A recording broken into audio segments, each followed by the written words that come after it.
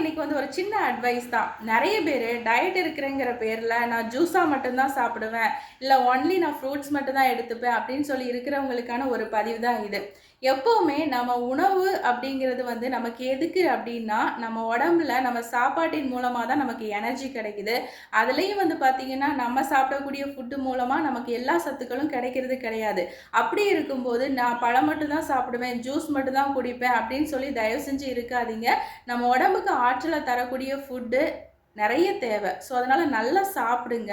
பசி எடுக்கும்போது உங்களுக்கு என்ன சாப்பிடணும்னு தோணுதோ கண்டிப்பாக வந்து சாப்பிடுங்க. அது இளம் வயதில் வந்து பார்த்தீங்கன்னா நீங்கள் சாப்பிடாம இருந்தீங்கன்னா அப்போ உங்களுக்கு ஒன்றும் தெரியாது. ஏன் அப்படின்னா உங்கள் உடம்புக்கு தேவையான குளுக்கோஸ் எல்லாமே கொஞ்ச நாள் வந்து மசில் கொடுக்கும், அடுத்து வந்து லிவர் கொடுக்கும். ஆனால் வயசாக வயசாக அதுவும் வந்து பலம் இழந்து போயிடும். ஸோ அதனால் உணவு அப்படிங்கிறது எவ்வளோ முக்கியத்துவம் அப்படிங்கிறது வந்து உங்கள் குழந்தைங்களுக்கு சொல்லி அதை கொடுங்க.